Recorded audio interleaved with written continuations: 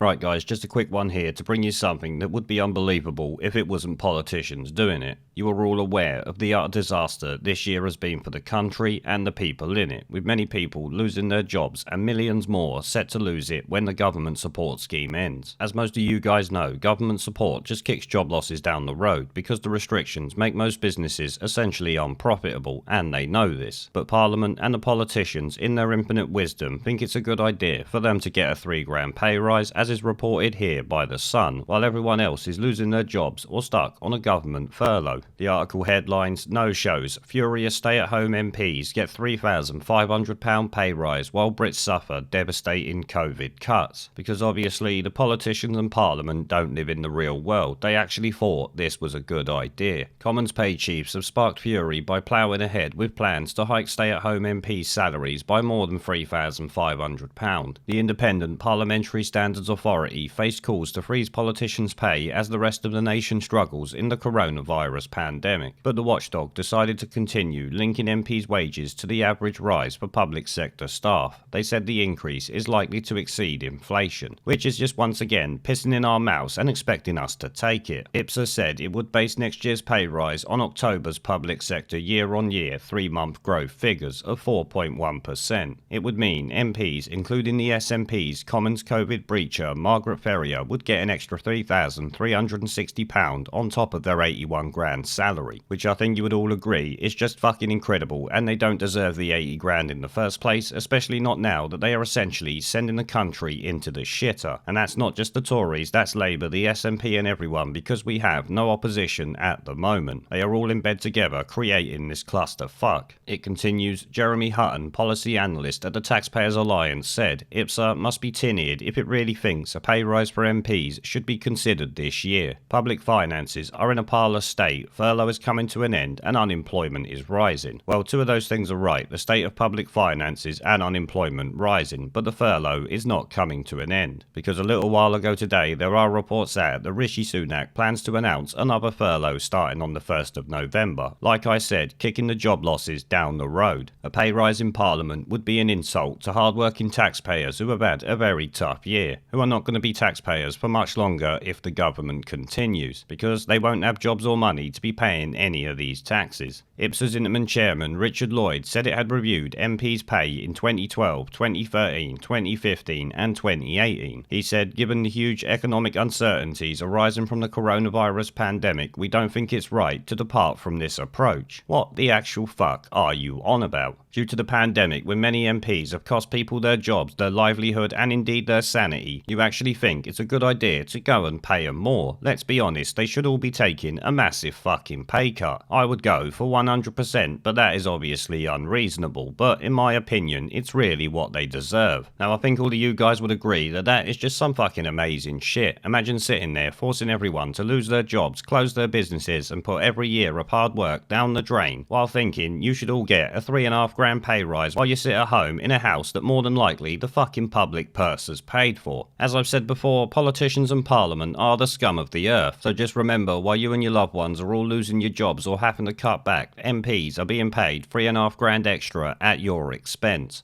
There is a pattern consistent throughout history of oppressed people turning on the oppressors, slaves against their owners, the peasantry against the feudal barons, colonies, Mr. Verhofstadt, against their empires.